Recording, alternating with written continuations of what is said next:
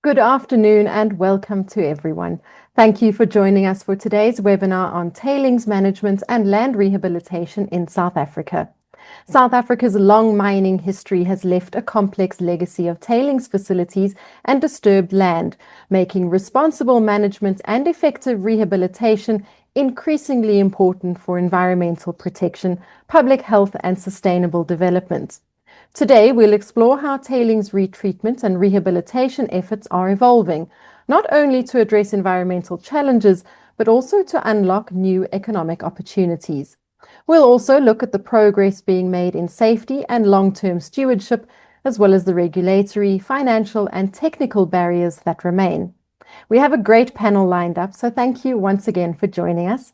I'd like to begin by saying thank you to our sponsors, DRD Gold Limited and SLR Consulting, for their generous support in making this important conversation possible.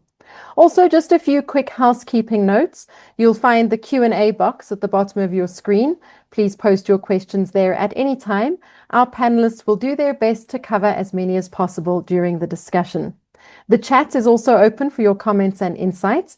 We encourage you to share your thoughts there. Just remember, though, questions go in the Q&A and conversations in the chat. A reminder also that the session is being recorded and we'll share the link with you afterwards. We're also streaming live on YouTube, and that link will be posted in the chat once available. With that, let me introduce today's facilitator, Professor Charles McRoberts.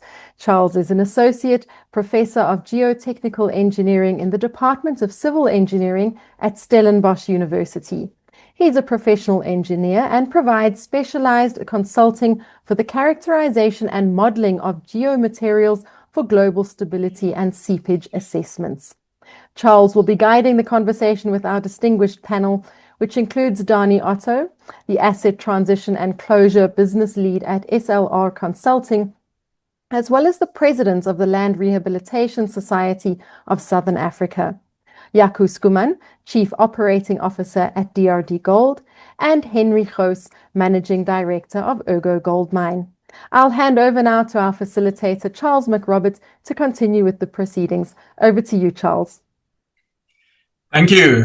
Welcome, everyone. Good afternoon, ladies and gentlemen, to this webinar. I hope you can all hear me loud and clear. So this webinar, as introduced, is on tailings innovations and the impact of responsible land rehabilitation. And over the next hour or so, we plan to tackle questions in three main areas or themes. The first is, can tailings retreatment deliver real profits and environmental rehabilitation? And the next is, what actually works? And so how do we manage tailings safely at scale, both from legacy waste facilities all the way through to closure? And then the final theme that we'll be looking at is what needs to change. And there we're talking more about policy, regulation, or financial changes, financing changes that need to take place to unlock South Africa's tailings opportunities. And maybe just to set the scene a little bit, at Stellenbosch University, we have an ongoing research project where we have been delving into the archives to find early technical and non-technical literature on tailings or slimes dams from South Africa. And one of the earliest technical articles that we could find on tailings was written in 1917. And in this particular article, it laid out the way slimes dams were being operated at that time. So that was just after the gold mining had really started to get going on the Witwatersrand. And in response to this article, the vice president of the then Chemical, Metallurgical and Mining Society, in his response to this article, wished that all slimes dams could be laid out in a better fashion, so that they would not be eyesores, and that in the future they would be laid out in what he called a pleasant aspect. And that is something that we're still trying to get right. And land rehabilitation is maybe the term that we now used to making sure that these facilities are left with a pleasant aspect. And also in the archives, we also found an early article about Ergo, and this was from July 30, 1977. And the headline of this news article was "Buyers Rush for Ergo." And the opening line of this little news article was that there were crazy scenes at the New Court branch of Barclays Bank in Johannesburg as would-be investors rushed to beat the noon deadline for applications for Ergo share offering.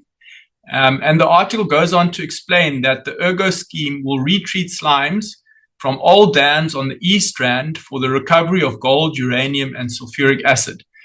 So there was this hope from investors that they would make a big profit from the retreatment of old slimes dams. So we have two historical anecdotes about rehabilitation, retreatment, and profits. But do they all go so nicely together?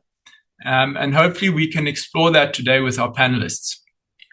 So to start off our discussion, I would like each of the panelists to briefly introduce themselves, giving us their names and their affiliations, and then maybe just to break the ice, to ask each to say whether they went away or stayed at home for the Easter break. For my part, I went away for the Easter break. So let me go around my screen. And first up on my screen, I have Henry Goos. If you could please introduce yourself. Good afternoon, ladies and gents. Henry Goos, Managing Director for Ergo Mining. I've been the manager at Ergo for the past 20 odd years, from 2005 or thereabouts. And yes, I did go away on the weekend and firsthand experienced, I think, the coal boom, which is taking place on the road to Richards Bay. It was enlightening, to say the least, the amount of vehicles and trucks on that road. Thanks, Henry. And then next is Donnie Otto. Thank you, Charles. Donnie Otto from SLR Consulting. I also represent the Land Rehabilitation Society of Southern Africa today. So we're on the rehabilitation side, as you can hear, more the environmental side of the matters here. And for the Easter weekend, I went to the Vaal Barrage. So spent most of the time on the river there. Nice. And then finally, Jaco Schoeman. Good day, everybody. Jaco Schoeman, Chief Operating Officer of DRD Gold. Been with the company for about 14 years now. Analytical chemist. And I was fortunate enough to be in Stellenbosch for the weekend. Thank you. Great. Thanks. So we have a really great panel with us today. And coming back to our first theme was, can tailings retreatment profits and environmental rehabilitation go together? So to get us going, maybe we'll start with Jaco. First question for you. So DRD Gold has built its business around tailings retreatment. How has the role of retreatment evolved in South Africa over the years? Thanks. So I'll start off by just giving a little bit of history. Anglo started Ergo on the East Rand in the 1970s. So Ergo more than 50 years in operation. DRD bought Anglo in approximately 2008. As we stand here right now, we've got a life of mine of an additional 20 years. So if you look at tailings retreatment on the East Rand, that would be in excess of 70 years once it's finished. During this period, DRD also then constructed the Crown Plant City, the Knights Plant, and all of those were constructed to specifically reclaim the tailings in the southern side of Johannesburg, leading towards the east, and continued its operations. In 2012, DRD made a decision to divest totally from underground operations and became a dedicated surface operator, with all of the gold that we produce since 2012 coming from surface operations. Now, again, just to give you a little bit context, over the last 10 years, production in South Africa has dropped by 32%, from approximately 150 tons to less than 95 tons last year. And this is mainly due to 4 reasons. Firstly, depletion of ultra-deep, high-cost underground mines. There's limited to no greenfields discoveries in underground mining in South Africa. And there's rising costs, power, labor, safety constraints, and so forth. So because of all of this, the underground mines are just getting deeper. The existing underground mines are just getting deeper and more expensive. And it's not that South Africa ran out of gold. We ran out of economically survivable ounces, which are on the cost curve. So it's just too expensive to recover those from underground. And therefore, if you look at investment in gold in South Africa recently and over the recent few years, it's mainly going into surface operations. And again, you can ask the question why. Essentially, it's because the ore body is on surface. It's easy to measure it. It's easy to drill it, do metallurgical work on it, and do your evaluations. You can see it, feel it, and the uncertainty with the ore body is very different to that of underground. Secondly, there's existing infrastructure which has been established by the gold mines for many, many years, for the last 130 years. And it's just repurposing that infrastructure, which then allows you lower capital investment costs. And then the third reason I would say is it significantly reduces the risk, safety risk to both our employees and our equipment. And it's not only Anglo and DRD that's been doing this. We've got additional players also in the market. Pan Africa, approximately 50% of their production comes from surface. The other production of gold comes from underground. And then Harmony, they do about 90% underground, 10% of their gold comes from surface. So all in all, if you take all of this into consideration, essentially investment going into surface operations. Those of us some of us are already executing expansion plans, and those that aren't are contemplating expansion on the surface side of things. Thank you. Sorry, our power just cut off and came back, so I am now back in the room. But so thank you for giving us that overview of what DRD Gold has been busy with and some of the other operators in the tailings retreatment world. Perhaps maybe to step back a little bit from a sort of a very gold or industry focused perspective, I would like to turn to Danie and maybe give a more general view and ask, how can mining companies balance the commercial benefits of retreatment with the need to reduce long-term environmental liabilities? Thanks, Charles. Yeah, so I think one of the big things is reducing liability. Some of these facilities have been deposited, say, in Valley since 1888. So there's no real structural engineering going into that sort of an end-of-pipe deposition, which creates a situation for us in terms of water, groundwater, air being the pathways to potential receptors. And these structures are still around. Some of these tailings areas are still around.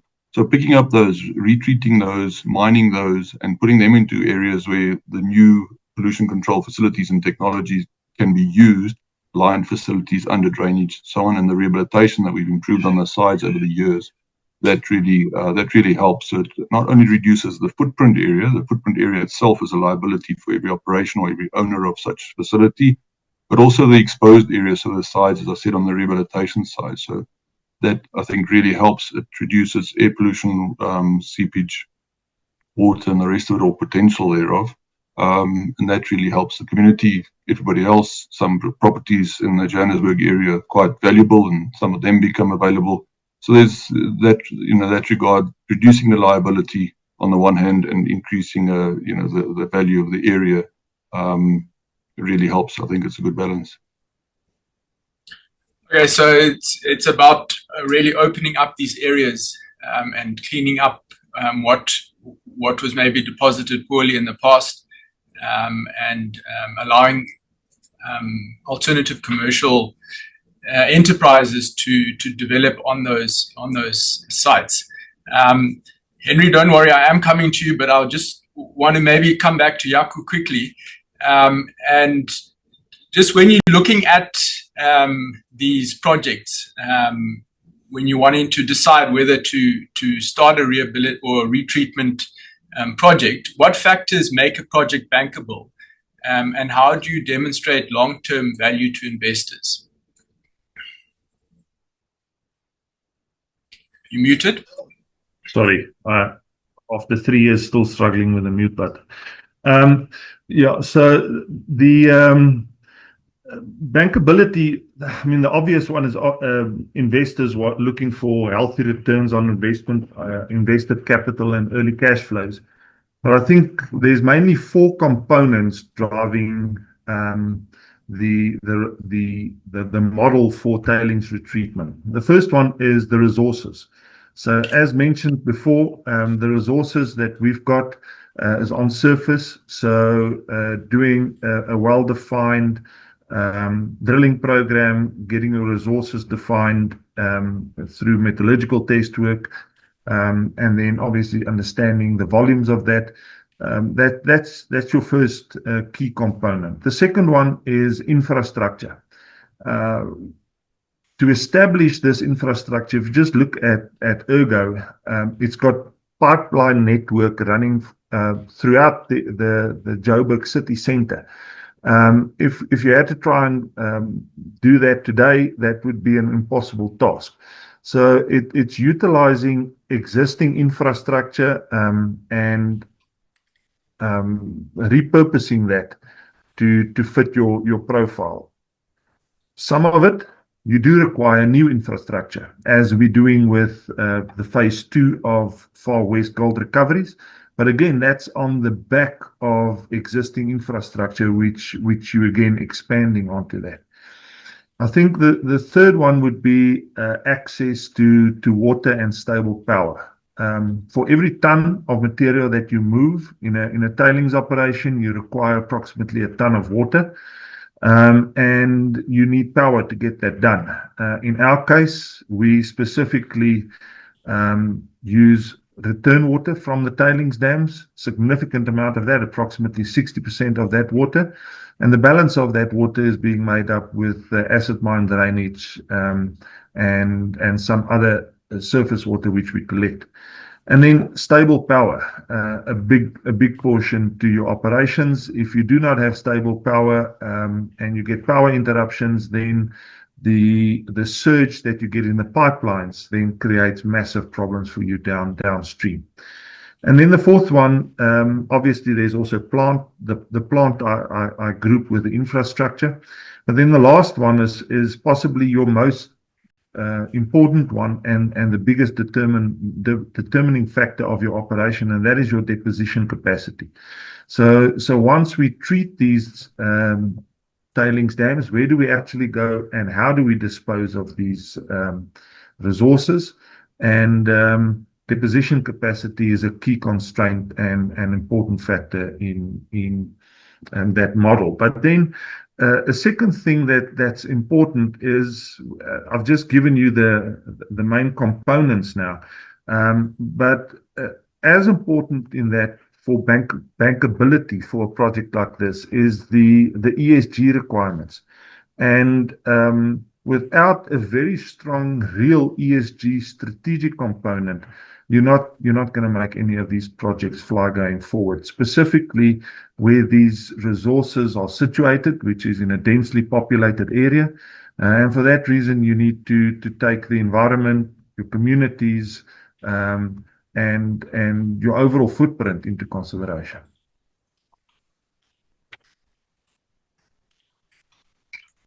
Thanks. I think that those 4 aspects that you outlined are obviously key to making sure that these projects can make sense to investors. And as promised, Henry, a question for you. We've sort of been looking fairly holistically, and with you being on an operation at Ergo, this question is for maybe one you can answer better. How do you balance operational requirements? Are you making a profit at your operation with environmental management and community expectations on the ground? Yeah, thank you, Charles. I think, as Dani and Jaco said, I've dealt with a more holistic sort of view or set of requirements. So I'll bring it back down to the operations. Look, I mean, these facilities that we now run are mega volume facilities. Ergo certainly had the potential to treat over 2.1 million tons at one point in time in a single facility. And it's currently running, around about 1.65, maybe 1.7 million tons. Those kinds of volumes are required to be able to deal with the very low grades that we're now currently experiencing. When Ergo kicked off in the 1970s, the feed grade and the feed stock into these plants were in the order of 0.6 and 0.7 grams a ton, and sometimes even better. Comparatively speaking, right now, Ergo certainly is treating in the order of just over 0.3 or a third of a gram per ton, and then some of our, let's say, peer operators, perhaps in the same order, maybe marginally better. And yes, we are experiencing very high commodity prices at this point in time, which provides us a certain amount of extra and additional margin. But, these are long-term facilities, and we've got to set them up to be able to operate that grades in the order of 0.3 grams a ton. And that requires very, very large volumes. So a big emphasis is on the design of our reclamation stations and pipelines and so forth. We have certainly experienced, that we've got to design basically to requirement. Be very careful of a massive over-design.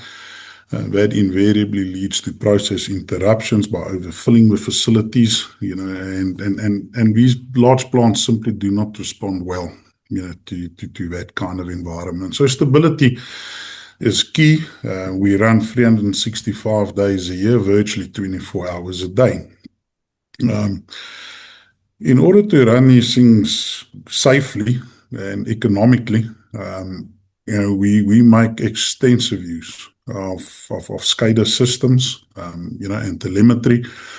And in some instances, we apply algorithms, which effectively monitors, the status and the situation of major pipelines and pump stations.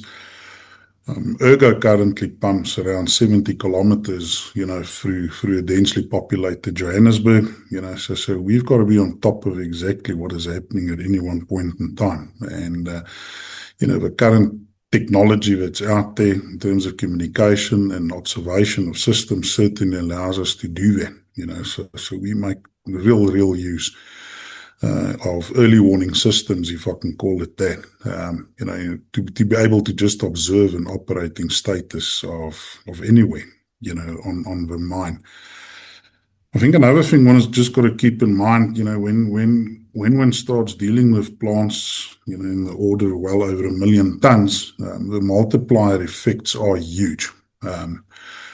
And what at face value on a traditional mine may seem to be a very small change, for argument's sake. Let's just say that you run at 0.25 or a quarter of a kilo a ton of cyanide in a plant that processes 150,000 tons, it's going to derive a certain cost element.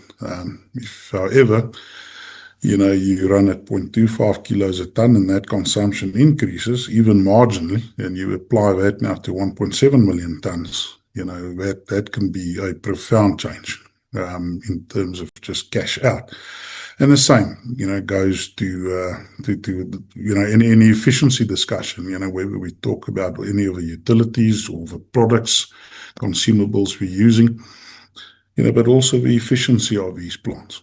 So again, we've got a set of what we call non-negotiables on the plants, which is monitored electronically, and we try and operate these plants very, very tightly, within those parameters to ensure the best possible efficiency. Whilst those very same systems, we can actually observe the status of equipment across, the very large footprint that we've got. To make sure, that if there's any events, we're aware of it and we can intervene as soon as possible. So yeah, you've spoken quite a lot about your how you manage your plant, and what environmental management or sort of community expectations. How do you deal with that from an operational point of view? Yeah, Charles, look, the community engagement goes, right to the onset of any particular project. We obviously operate within the regulatory sort of framework and domain of South Africa. And I think most of the people that's on the call is well aware of that. So, I don't necessarily need to go and repeat that. But, Jaco has made reference, to the ESG sort of, I think, underpinning, and, that is really central to everything that we do, operationally. We effectively start these engagements, with communities and interested and affected parties well before we even get into projects. And perhaps in our domain, it's easier to do because we've been around so long. People know who we are and they know which our next targets are, and that network is already in existence. We stay very, very close to the communities. I've got an executive manager and a team supporting, in this instance, a chap, which is out and extremely accessible, to communities and so forth. He virtually lives as the first sort of number on numerous people, whether it's regulatory and statutory sort of authorities, down to community leaders, ward councillors and so forth. And he's out there, with his team. So, in the event that there's any incidents, or complaints, that gets to us very, very quickly and very, very directly.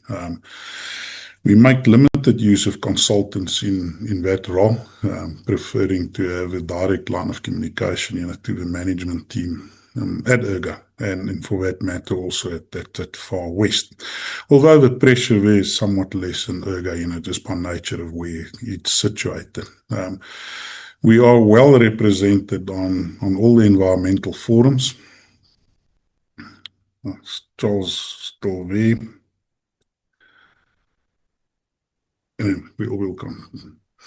I'll continue, but we're well represented on all the environmental forums, whether these relates to water and catchment areas, as well as probably leading the most comprehensive data set that is available, in airborne dust pollutants.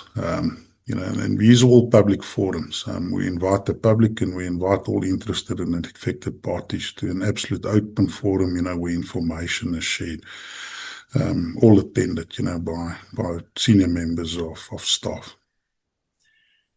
Thanks. I think you've given us a lot of insight into how you are both operating your facilities and also how you're making sure that you meet all your ESG requirements.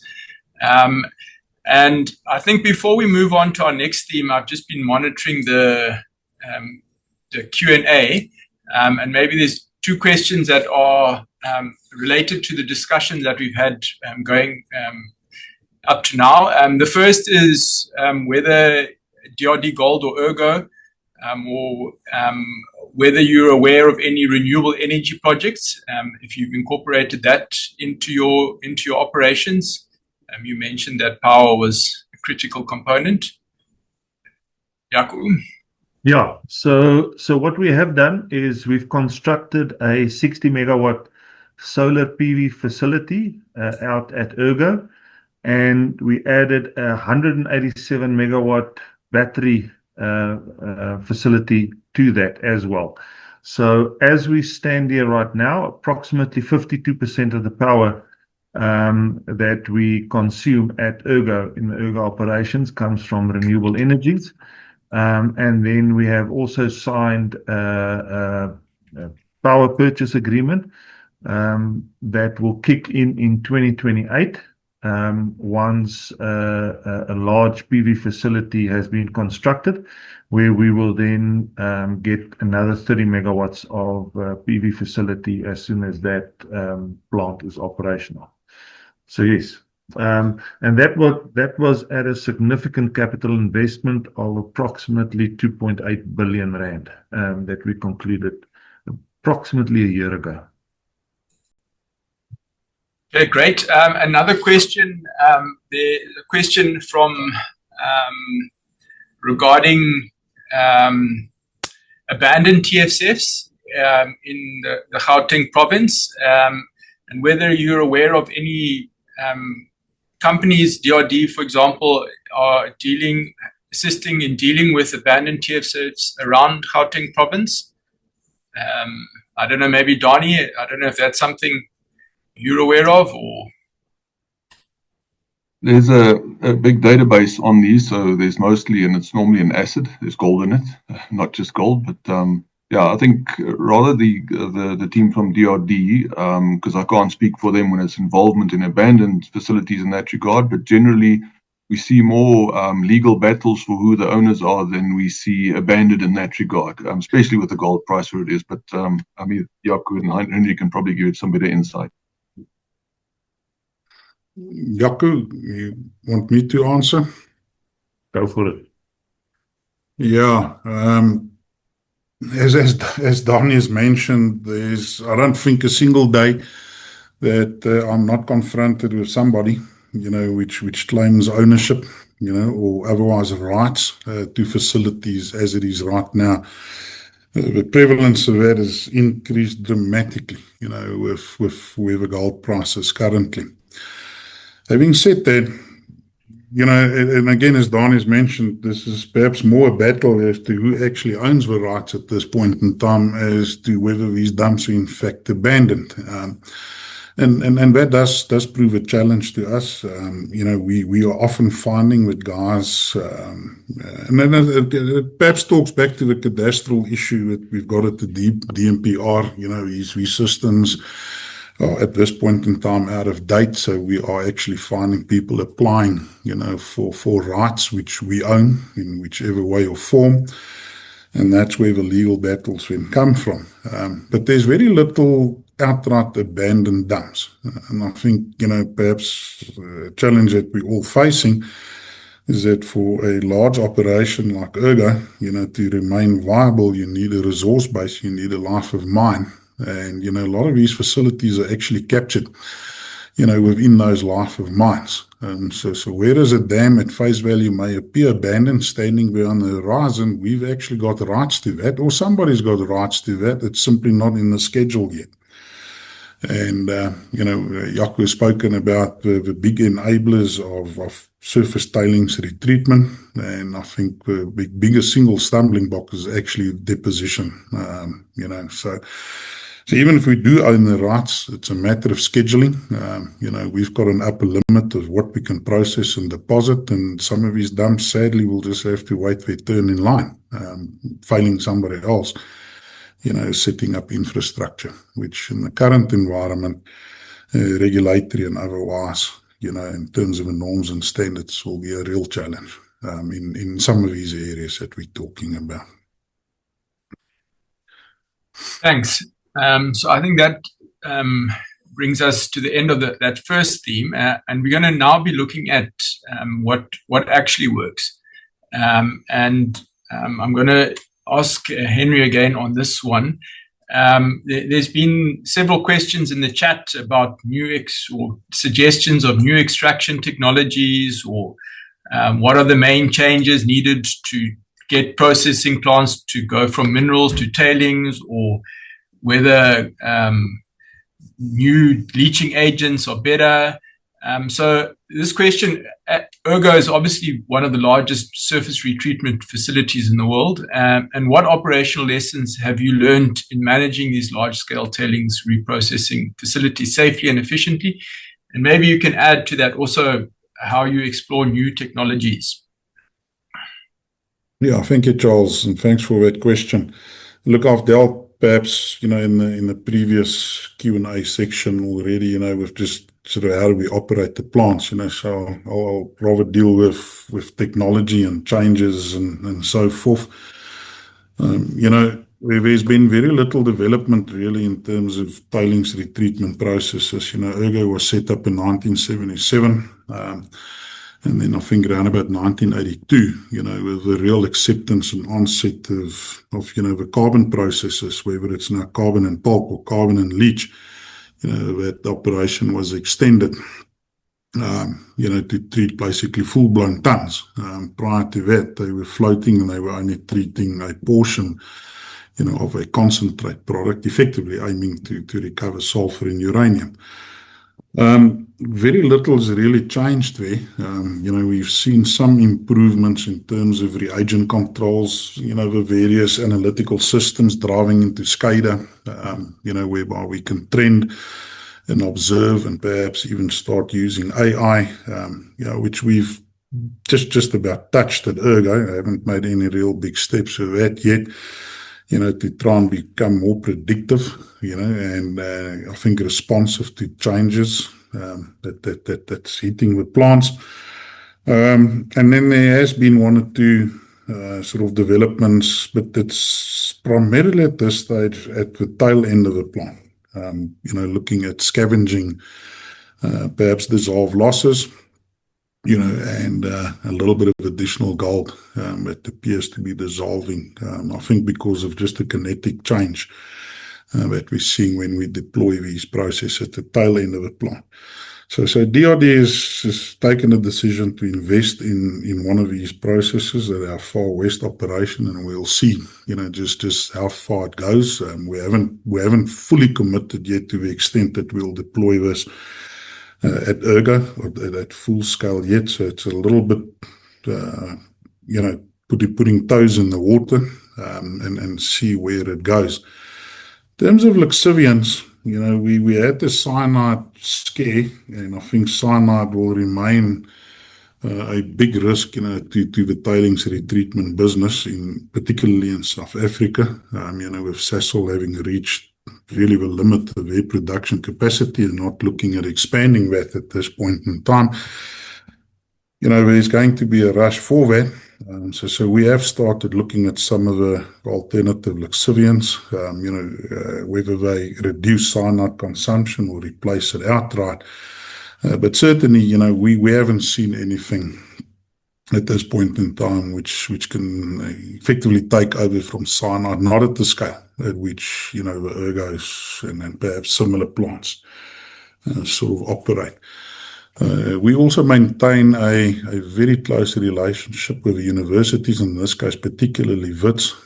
We've been sponsoring masters and doctoral students for a number of years now, looking at alternative lixiviants and the likes. Charles, you may even be aware of some of these things.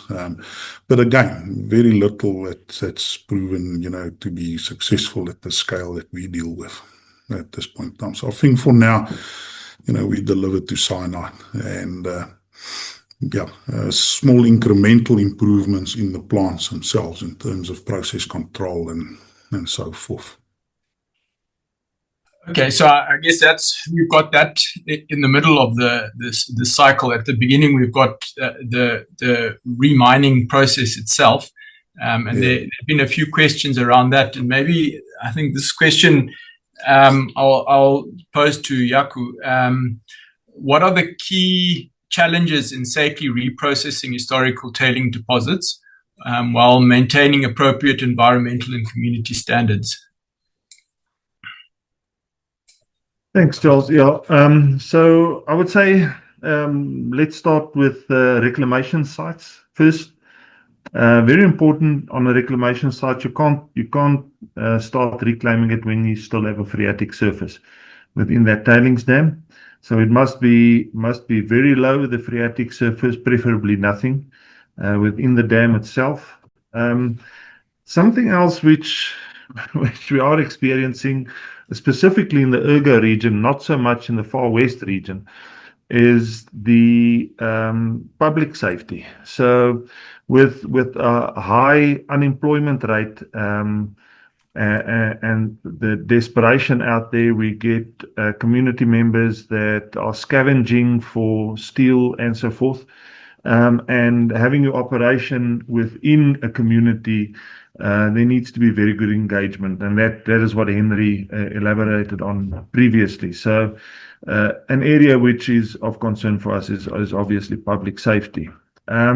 Moving from reclamation, you move the material from a reclamation site with hydraulic monitoring. You slurry it up and then you pump it through a pipeline to the plant. As mentioned to you, these pipelines run right through the center of Johannesburg, or just to the south of the city, and through communities and various public places. Any burst or leak in these pipelines will create a massive problem for us. Safety from a public perspective, but also the environmental safety. That'll be a massive spill due to the size and the volumes that we run. So what we've done there is with a German engineering company, developed an algorithm that links into pressure sensors on the pipeline that can tell us and pinpoint exactly should a leak happen. It immediately flags and provides an alarm, and it pinpoints that leak within a meter. So we can send out a team to do any repairs, and we obviously shut down the system to prevent any leaks or environmental spills.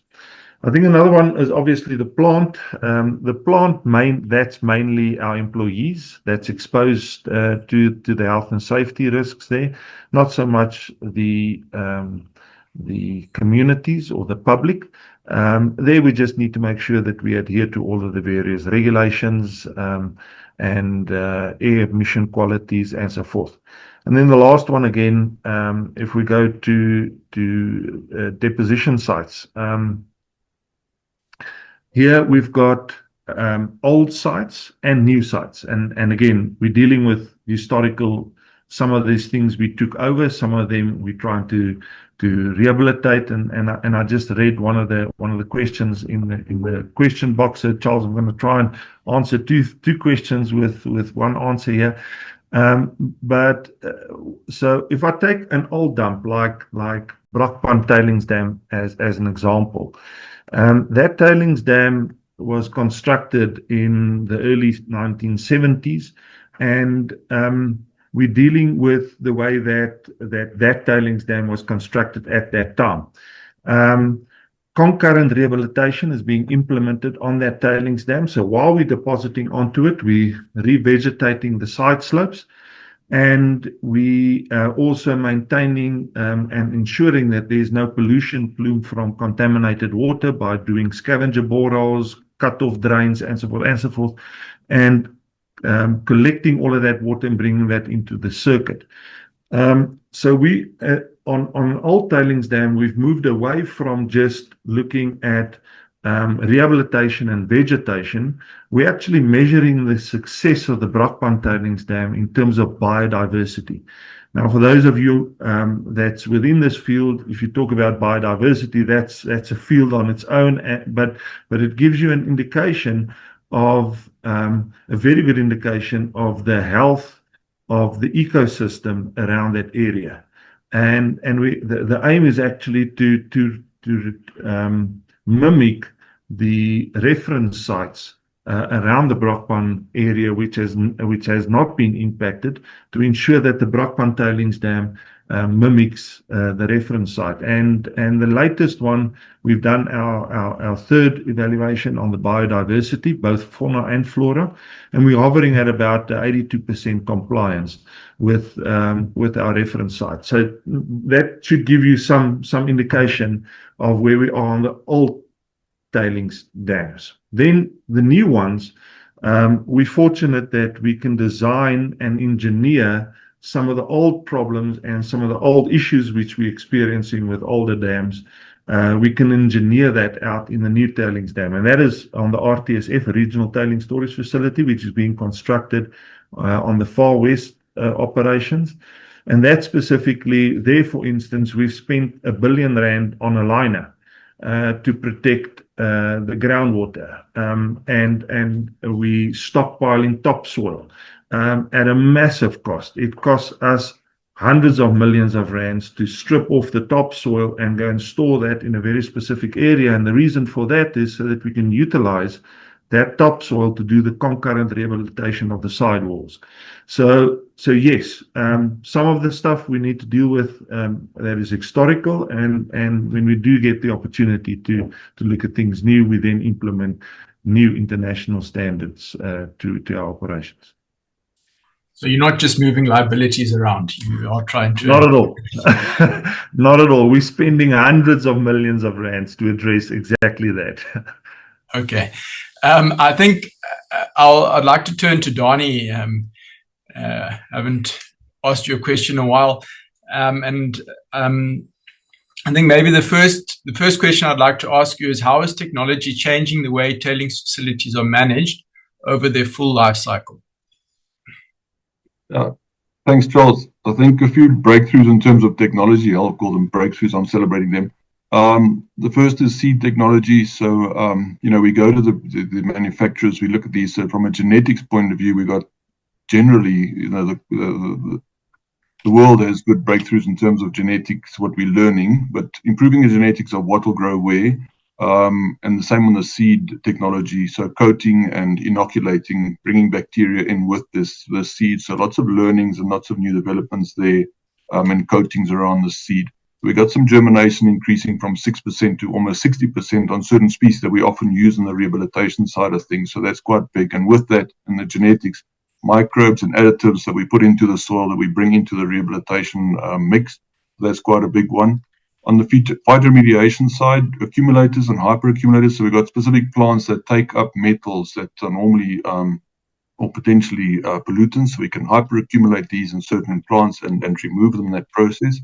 And on the water side, on the downstream side, there is seepage, constructed and engineered wetlands to remove metals, to remove acid. You can convert acid to alkaline through an engineered wetland process. So that's quite something. And then nets. People generally start laughing when I say nets, but we've got geofabrics, geosynthetics that have, the technology there is improved. So that where we use a lot of, say, shade cloth, you now have this biodegradable organic netting that's used for windbreaks. That becomes a compost over time. That's a really important thing on the tailings and the rehabilitation side, and especially on some examples of what DRD has done in the past. So them good there. Generally, geochemistry, big developments, big breakthroughs and changes, with GISTM, ICMM. So big organizations, bigger structures behind it, people looking at specific aspects of it, that side of things. And then lastly, I think a big thing is the remote sensing with drones, with the technology around that, NDVI. How to look at vegetation, water, the rest of it, how to manage these facilities, the facilities to be reclaimed and the new ones being built. So I think those technologies have really helped us. And the liners, just going back on the geosynthetics, Jaco's spoken about the liners, but pretty big liners, drainage pipes, facilities around that, just specifically recapturing water, pollution control, specifically managing the water, the dust and everything else that could come from these facilities. I think you're starting to touch on this, but what practical measures and performance indicators should be used to ensure that rehabilitated tailings facilities deliver measurable environmental and social outcomes? Yeah, I think so. Jaco touched on a very important one there, biodiversity. So you wouldn't expect that to be looked at on a tailings facility, but when you get to that point, that's really nice. So we normally look at air quality, water quality, those are the big ones. Then we look at vegetation cover, because that's there to hold your cover, to prevent erosion and cut off. So the main objective is to protect potential receptors. And that biodiversity aspect is when you really get there and you start to look at different aspects of it from a biodiversity point of view to see if your cover and your protection process is actually working. So I think that's a good measure. The other was on the social side. We've heard a lot from Henry and Jaco on how they work very closely with the community, but your social license to operate comes from the community. If the community is not happy, you've got your hands full. And I think we've got some good examples of the community being used in the rehabilitation process, putting up irrigation systems, and everything that we've spoken about here, involving the community, keeping them close in that regard, and NGOs. Thanks. So I think, yeah, we've discussed a lot of the sort of very practical aspects around the whole retreatment and rehabilitation process, looking really at what works, and we've addressed some of the questions from the chat. And I think we'll just turn now to sort of the final theme of our discussion, and that's really looking at particularly policy changes that are required to unlock South Africa's tailing opportunities. And maybe while I've got you, Donnie, here, are there any critical gaps in current tailings legislation and regulation that need to be addressed, in your opinion? Yeah, so a long time in the making, but there's some legislation that's on its way that's imminent in terms of the new regulations, in terms of rehabilitation and funding that's required for closure purposes. So that's quite important. But I think the important aspect is being able to obtain closure certificates. We've not been able to do that in South Africa for some time. So I think that's one specific aspect we have to address. It's the elephant in the room. So that's the one side. On the positive side, the legislation coming through is going to look at latent risks and the residual risks in more detail. I think it's well handled by the industry. And our legislation in South Africa is pretty good and linked to the Income Tax Act as an example. So it's different departments, different acts that come together to put this together. So in that regard, I think the legislation, the policy is there. And then, as I mentioned, globally, the GISTM, the ICMM, so those guidelines and regulations from their side as well. So I think that's the upside and the other side of it, I think, from my side. Yeah, so I'll ask a very similar question of you, Jaco. So as South Africa looks to unlock more value from historic mine waste, what policy or regulatory changes would help to accelerate the whole process? Yeah, look, our regulatory framework and our policies, we believe, are up there with the best in the world. However, on a practical level, I think this is where we struggle with the implementation and the timelines, adhering to the timelines and getting authorizations through in a timely manner. And here I've also got to say that I think it's a case where there's just too many applications and not enough officials to complete the work, let alone speed up the process. So if the question was, what would I like in an ideal world? Yeah, in an ideal world, I think we need to at least adhere to the timelines of these authorization processes, but preferably half the timeline, and then address these issues sooner and faster.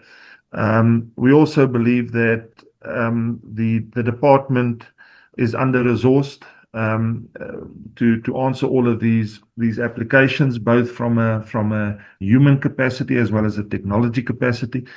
But I don't think that there's anything wrong with our regulations or our policies. It's a case of can we speed up the process? Can we move things along sooner? And private industry would back any of those initiatives and assist in the process and actually benefit a lot sooner. I would actually like for Henry to just provide you with a comment or two. We had a discussion yesterday on one or two of examples very similar to this, which can give you practical examples of how regulations is actually hindering some of the developments, but it's not necessarily a problem that the regulation has been imposed, but it's the way that it's being implemented that gives us an issue. Yeah, Henry? thank you, Jaco. As Jaco said, I don't think there's anything wrong with regulations. It boils down to a resource issue. But again, from a practical point of view, where I think operationally we are frustrated is that, the door and the avenues to actually discuss challenges that may be faced in projects is very, very limited, to say the least. We apply for various authorizations, whether it's now to the DMPR, DFFE, and most likely the Department of Water and Sanitation. We complete these processes, and when there are certain requirements which comes back at us. Now, I hasten to add that none of us is perhaps new laws or beyond the law, but there's very limited opportunity to effectively deal with this on a pragmatic basis. What we are finding is that it becomes a tick box exercise, and you either meet fully or don't meet the requirements. I believe that we've got to try and find a pragmatic solution to be able to engage with these authorities. By way of example, most of the tailings dams in the Central Rand area is actually placed in valleys in old water courses, causing huge damage environmentally. And we then apply for a license to reclaim such a facility. And when all of a sudden the checklists, starts dominating the process, and what, operationally is perhaps a relatively small sort of issue in terms of a stormwater control facility, becomes a real big issue in that, we are dealing with category 3 wastes on the tailings dam, which is now already sitting unlined in a water course. But that, a relatively small stormwater control facility effectively becomes a dominating force as to whether we can get, a license to mine this facility. There's very limited opportunity to debate this at this point in time. The resources, at the various authorities are simply not there to do that, one. And that then results effectively, in what I like to call just the tick box exercise. So you either meet it or you don't. And if you don't, that water use license, gets to a point of just about being indefinitely suspended. So somewhere, we've got to find a pragmatic way, of dealing with these kinds of challenges. Inherently, surface reclamation of tailings dams is not a destructive process. It's effectively a rehabilitation process that's busy taking place, and the material ends up in well-engineered facilities, well looked after, and the net benefit will always be positive. But yeah, we've got to find a pragmatic way in dealing with some of these challenges. I don't know whether that's, whether you want to add to that. Yeah. Happy with that. Yeah. Thanks. Yeah, thanks. So I think, I guess the conclusion you're reaching here is that really there aren't really policy changes that need to be made. It's just that we need to be implementing what we've already got in place faster, and realizing what the benefits of the work that's being proposed to fix up these old facilities. Perhaps just a question that a few people have asked, and maybe I think, Dani, you might be best to answer this. You touched a little bit on this in terms of funds for closure certificates. So there are a few questions. How can uncertainty associated with the long-term performance of legacy TFFs be appropriately characterized and managed? Who is responsible when a plant finally closes down? Latent liabilities? Who is financially responsible? And do the current financial provision requirements in SA adequately account for long-term environmental risks? So this sort of idea about who covers the risks and the funds that are available, you touched on this a little bit in one of your responses, so maybe you can try and address these questions. Thank you. I saw the question from Renee and Rochelle there. Yeah, so firstly, you touched it as yours. So there's a principle there in the legislation. If you own it, you're also liable for it, and you're liable for the long-term liability of it or latent risks. So there's that's why I specifically mentioned the Income Tax Act and NEMA, the National Environmental Management Act, and Water Act and the Mineral Resources Act. So different legislation that applies, but the owner is responsible. And even if you sell it, there's some liabilities that go along. You have to either work something out and buy it or have an agreement in place. So there's that, and under that act, you have to have rehabilitation funding for unforeseen closure and rehabilitation funding for the life of mine. That then has to be reviewed annually and updated. And as I said, different government departments that look at that, different regulators, the shareholders are also interested, but generally responsible companies want to keep that up to date.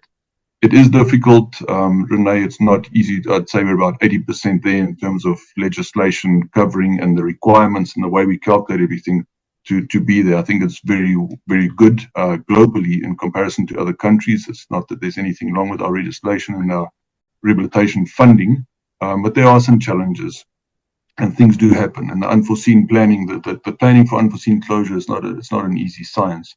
On Rochelle's side, there's some long-term implications. Some of them I can answer in terms of, say, seepage you mentioned there. We have planned in the past for engineered wetlands that if you know the life of mine is going to be 30 years, and about 70 years after that, you're going to have an acid situation. We've planned and designed engineered wetlands to start treating acid over time, over that length of time where you can make a carbon source available. On the climate change side, a bit more difficult. The upside of that is that there's almost no carbon in the tailings. So whatever carbon we can bring in and we can establish with the rehabilitation side of things, that we then improve. But it is a difficult scale or graph over time, as Rochelle refers to there, that with time you get to certain critical points where it is very difficult to cover those aspects with planning and rehabilitation funding at a specific point now. It has a life cycle of its own, and things happen, the markets change, and so it is quite difficult. But we do try, and I think in that regard we're well advanced. If we look at it globally, we do work on different continents and with different countries, and what we've got is really good and up there. Thanks, Donnie. I think maybe before we turn to wrapping up the webinar, if there are any questions from the Q&A that the panel members have had a chance to look at and would like to respond to, please feel free to do so now. I think we've tried to address most of them as we've gone along. Maybe raise an aspect, Charles. I don't know if it's specifically answering any of those questions, but something that's worth noticing is the work that's being done is being shared through the Rehabilitation Society. The United Nations brought 60 people from 20 countries to come and have a look at the new tailings facility that DRD is building with the pollution control facilities in place. B2Gold, Barrick have come across from America to come and have a look at how it's being done. So that I think is a new aspect of it as well, sharing the technology, opening it up and making sure that, like in these forums like this one, making sure that everybody's aware and sharing it. It's an open process and we all learn from it. So I think that really is a benefit. We might not have all the answers, but we're certainly prepared to open it up and talk and see what we can learn from it and share. Thanks. Yeah, Charles, if I could also add to that, thanks, Donnie. And there's been a lot of questions around environmental concerns and rehabilitation liabilities and so forth. And what we're trying to do as DRD is to do concurrent rehabilitation. It's a lot more expensive to try and do rehabilitation at the back end of your operations once you want to get closure. Then spending the money up front whilst you're operating and doing your rehabilitation as far as possible, setting it up so that when you do get to closure, it's a case where you shut shop and the environment is taken care of. So that's just the one comment that I wanted to make. So there's a big difference between doing concurrent rehabilitation for scheduled liability and doing waiting and making provision for unscheduled liability should something happen later on. And then I just want to maybe answer the one question that I saw from Ivos asking about why do we only extract 0.165 grams per ton. And the reason is because our head grade is only 0.3 grams per ton. So a significant difference between tailings retreatment operations and underground operations is underground operations has got a high head grade, 3 grams per ton, and you get 98% or 90% recovery, which means you end up with a tail grade of 0.3 grams per ton. That's our head grade. We then recover approximately 50% of that. And the reason why we're not recovering all of it is because some of it is locked in the crystal silica structure, and you can't get that out necessarily. And the nanotechnology doesn't address the silica portion that's locked in that gold portion. So hopefully we've answered that one as well. Thanks. Yeah, I think just going through those are pretty much all the questions you've addressed to some extent. So yeah, I'd like to thank the panelists for their time, and maybe just to finish off this webinar, I will go around the room again and ask each panelist to sum up what they see as the main points that they would like to leave with the audience. So we'll go in the same order that we went when we introduced each other. So Henry. Well, now you're throwing me a nice little challenge, Charles. Thank you. Yeah, Charles, look, I think, we really need to get some certainty, and open doors, at the regulators in order to be able to expedite some of these projects, I think easier, and more expeditiously. I think, the industry itself is well set up, to run these projects. We would like to believe, that we're using best practice engineering standards, in terms of the facilities, whether it's infrastructure or the tailings dams that we create. But yeah, we need to get closer to the regulators, so that we can move ahead. Then I'll turn to Dani. Thank you. Yeah, so as I said, I think the biggest thing is getting closer to closure certificates, and closure scenarios that can be implemented. There are some good examples around Gold Reef City, but yeah, it's a general challenge, not just for the gold mining industry, and for the continent and the rest of the world in places, but for us in terms of legislation. I think that's the one side. We're getting there. The legislation is being relooked. It will happen over time. And the other side is that technology. We're bringing in the technology to South Africa to produce some of these pollution control facilities. We spoke about the nets and the rest of it, and the plastics and that sort of technology is also improving. So that's quite an exciting thing to see it on the biological side and the pollution control side, the engineering side, to help protect, so and specifically for pollution control. Thank you, Charles. And then finally, Jaco. Thanks, Charles. Yeah, I always have got the DRD hat on. So from our side, what we would like to leave you with is that our business model involves sustainable gold mining. It's not a greenwash or a coin phrase that we reversing the legacy of mining. We're doing that. And we're doing that in a sustainable manner through the processes that we're implementing. And ESG is part of our DNA. And I think it's an example that ESG is not to the detriment of a business. It can be the business if you do it in the correct manner. So I would like to leave you with that. Thank you. So thank you, Henry, Donnie, and Yaku. That brings us to the end of this webinar. So yeah, I would like to hand back to the Creamer Media team. I think you are there somewhere. Yes, thanks very much, Charles. And as you said, thanks to all the panelists for joining us. It brings us to the end of today's discussion. A big thank you to our facilitator, Charles McRobert from Stellenbosch University, and of course our panelists, Dani Otto from SLR Consulting, Yaku Skuman from DRD Gold, and Henry Goos from Ergo Gold Mine. Thank you also to all of our attendees for joining us and contributing through your questions and comments. It was quite a busy Q&A box for sure. We'd also like to once again thank our sponsors, DRD Gold Limited and SLR Consulting, for making this webinar possible. The recording of today's session will be shared soon, so keep an eye out for that email. And we'd also like to invite you to join us for our next webinar on the 22nd of April at 2 p.m. It will focus on local manufacturing, where we'll discuss building sustainable, globally competitive manufacturing in South Africa. You'll find the registration link in the chat. If you'd like to stay up to date with our upcoming webinars and news, be sure to sign up for our free daily newsletter or visit our website. You can also subscribe to our YouTube channel so you never miss an episode.